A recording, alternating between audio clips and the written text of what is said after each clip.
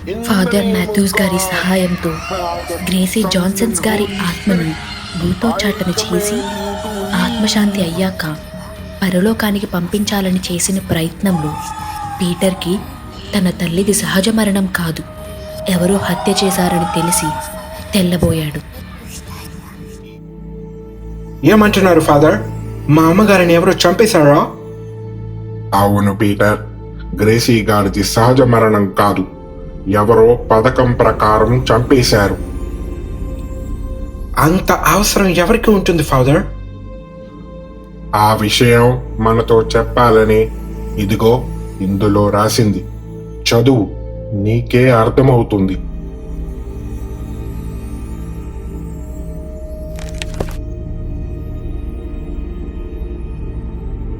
నా మనవుడు జాకోబ్ లండన్లో స్థిరపడ్డాక కొన్ని సంవత్సరాలకి మమ్మల్ని కూడా తనతో పాటు తీసుకువెళ్ళడానికి వచ్చాడు. నా హస్బెండ్ జాన్సన్ జ్ఞాపకాలతో ముడిపడ్డ ఈ ఇంటిని వదిలి వెళ్ళడం నాకు ఇష్టం లేక నేను లండన్ రాను అన్నాను. కాకపోతే కొడుకు మీద ప్రేమతో పీటర్ వాడి భార్యతో కలిసి దేశాన్ని నన్ను వదిలి వెళ్ళిపోయాడు. నన్ను ఒంటరిని చేసి అందరూ వదిలి వెళ్ళిపోయారు. వెళ్ళిన కొత్తలో వారం వారం ఫోన్ చేసేవాళ్ళు. రాను రాను ఆ ఫోన్ కాల్స్ కూడా తగ్గుతూ వచ్చాయి. నాకు వచ్చే పెన్షన్ డబ్బుతో ఒంటరిగా బతికేస్తున్నా. అలా సంవత్సరాలు గడిచిపోయాయి. కొన్నాళ్ళకి ఒకరోజు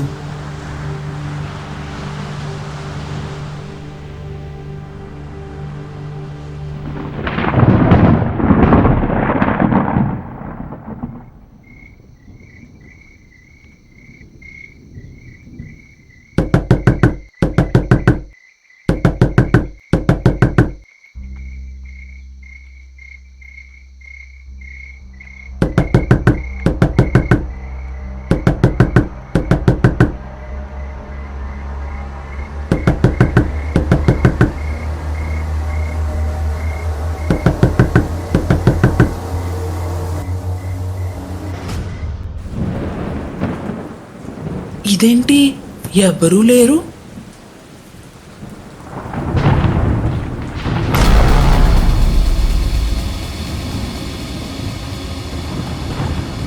రాత్రి అయితే చాలు, వింత వింత చప్పుళ్ళు.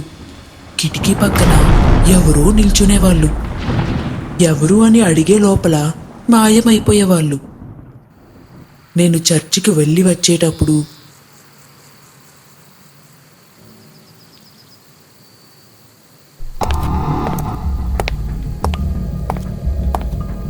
కాయగూరలకు వెళ్ళి వచ్చేటప్పుడు ఆఖరికి పెన్షన్ డ్రా చేసుకు వచ్చే దారిలో కూడా ఎవరో వెంబడించేవారు. నాకు చాలా భయం వేసేది.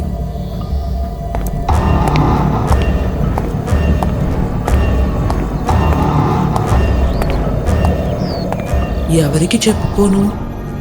కొడుక్కి చెబుదామంటే లండన్కి కాల్ చేసే ఫెసిలిటీ లేదు నా ల్యాండ్లైన్కి. సదుపాయం లేదు. ఆ రాత్రి చాలా భయంగా గడిచింది. మరుసటి రోజు చర్చికి బయలుదేరి వెళ్ళా.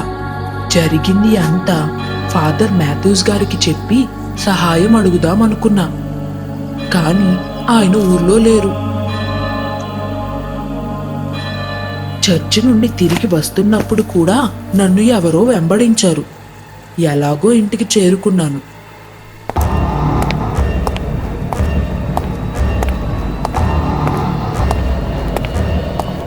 ఆ రోజే నాకు అనుమానం వచ్చింది. ఎవరో నేను ఒంటరిగా నివసిస్తున్నానని తెలిసి నన్ను చంపి నా డబ్బులు కాజేద్దామని నన్ను నీడలా అనుసరిస్తున్నాడు. అదును చూసి ఇంట్లోకి చొరబడి నన్ను చంపేస్తాడు. అందుకే నా జాగ్రత్తలో నేను ఉన్నా. ఒకవేళ నా అనుమానం నిజమయ్యి ఆ దొంగ నన్ను చంపేస్తే నా కొడుక్కి ఇదంతా తెలియాలి. అందుకే ఇదంతా ఈ డైరీలో రాస్తున్నా.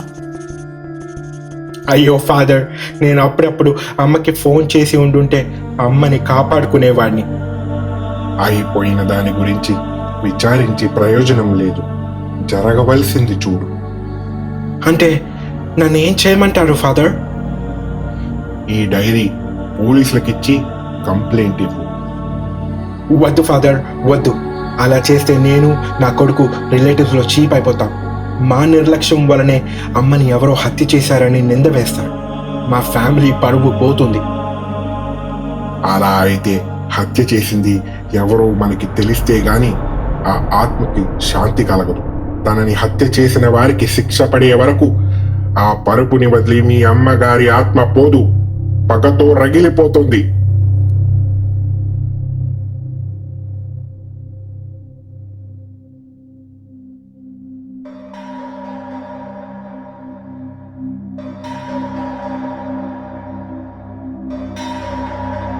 ఫాదర్, ఆ హత్య ఎవరో దొంగ చేసి ఉంటాడు. అమ్మ బీరువాలో ఉండవలసిన డబ్బు, నగలు లేవు. గ్రేసీ గారిని చంపేంత డబ్బులు ఆవిడ దగ్గర ఎందుకుంటాయి? దొంగ డబ్బులు తీసుకుపోతే సరిపోతుంది. ఆవిడని చంపాల్సిన అవసరం ఏమిటి? నాకు జాబ్ వచ్చాక అమ్మకి తన పెన్షన్ ఖర్చు పెట్టే అవసరం రాలేదు. తన అవసరాలన్నీ నేనే చూసుకునేవాడిని. అమ్మ ఎవరిని నమ్మదు. ఎన్నో సంవత్సరాలుగా తన పెన్షన్ డబ్బులు తన బీరువాలోనే దాచుకునేది. సుమారు 30 సంవత్సరాల పెన్షన్ డబ్బు కొన్ని లక్షలు ఉంటుంది ఫాదర్. అవునా? అయితే ఎవడో దొంగ డబ్బు కోసం గ్రేసీ గారిని హత్య చేసి మొత్తం డబ్బుతో పారిపోయి ఉంటాడు. వాడిని ఎలాగో అలాగో పట్టుకోలేను. అలా అని పోలీసుల దగ్గరికి వెళ్ళి మా ఫ్యామిలీ పరువు పోగొట్టుకోలేను.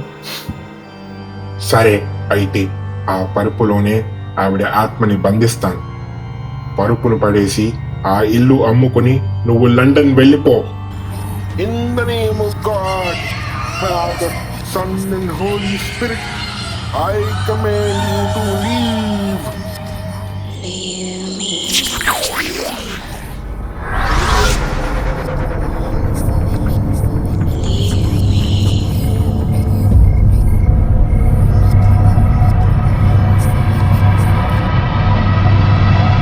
ఈ శిలువ ఉన్నంత వరకు ఆత్మ పరుపుని విడిచి రాలేదు.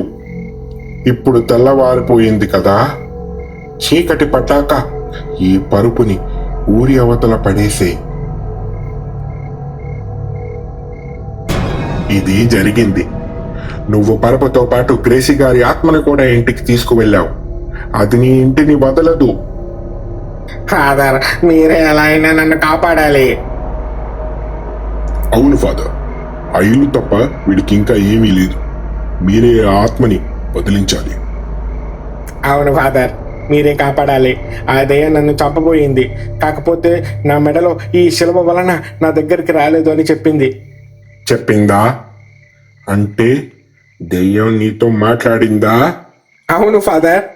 సరే, అయితే పద, నీ ఇంటికి వెళ్దాం.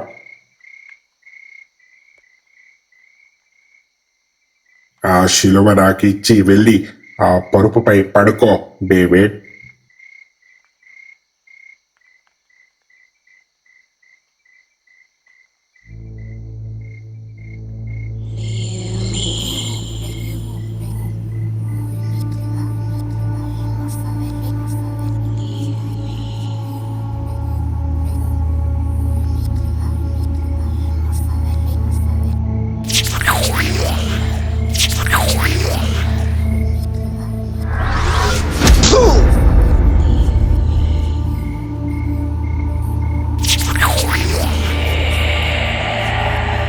ఫాదర్, ఫాదర్, కాపాడండి ఫాదర్, కాపాడండి. ఆ సిలువ వల్ల ఇన్నాళ్ళు బతికిపోయావు. ఇప్పుడు నీ మెడలో అది లేదు.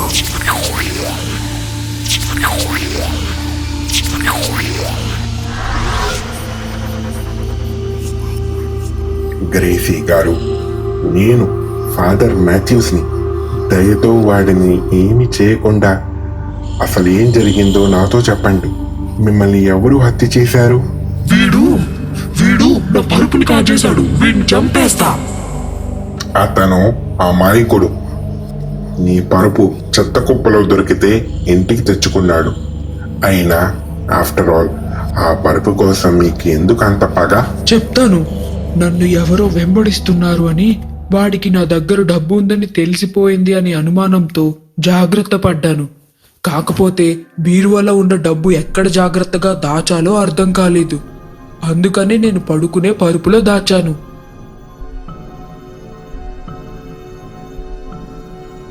అలా ఒకరోజు పెద్ద గాలి వాన ఉరుములతో కరెంటు పోయింది. దీపం వెలిగించేలోపు ఎవరో కిటికీ పక్కన నిల్చొని నన్నే చూస్తున్నారు. నాకు భయం వేసి నా గదిలోకి వెళ్ళిపోయా. వాడు ఎలా ఇంట్లోకి వచ్చాడో వచ్చేశాడు. మంచంపై భయంతో పడుకున్న నాకు వాడు బీరువాలు, అల్మరాలు, ఇల్లంతా డబ్బు కోసం వెతకడం తెలుస్తోంది. ఎక్కడ ఏమీ దొరక్క చివరికి నా గదిలోకి వచ్చాడు.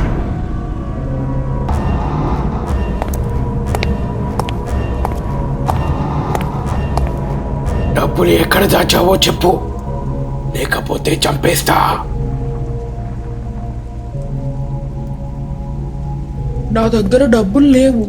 ఎవరు నువ్వు? నన్ను వదిలే. ఇంతలో కరెంటు వచ్చేసింది. జాకోబ్, నువ్వా? డబ్బు కోసం సొంత గ్రానీనే చంపుతావా?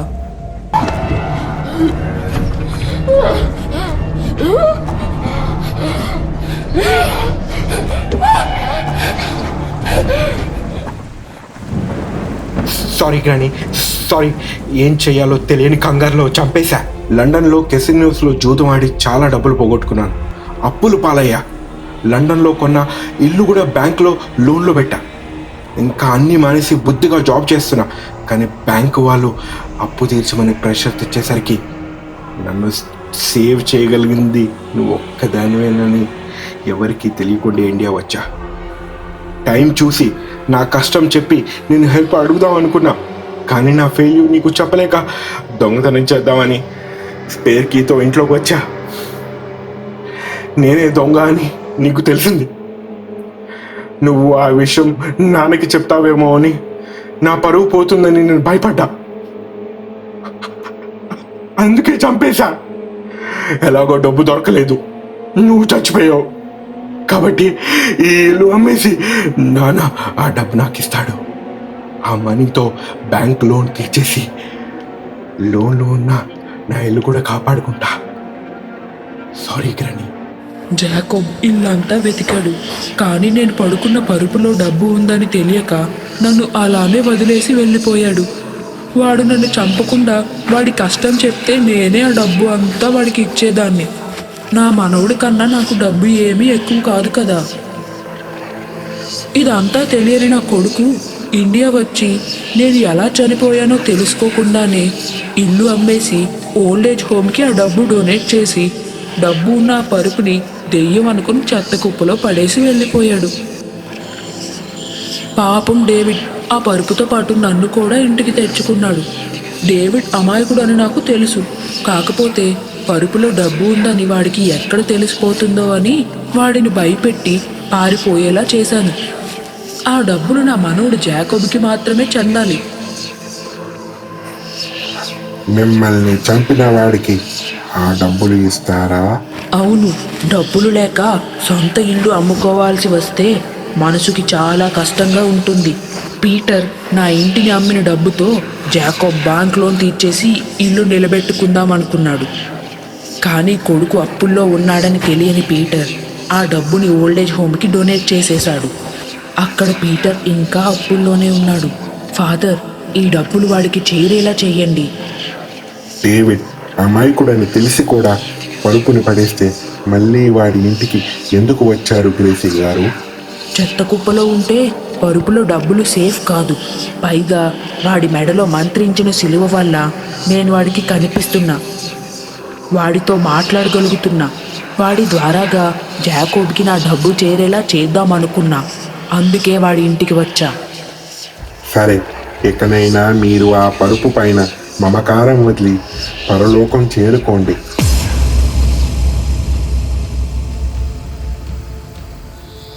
డేవిడ్, ఇకపై నీకు ఎలాంటి భయం లేదు. హాయిగా జీవించు. నేను ఈ డబ్బుని జేకబ్కి అందజేస్తా.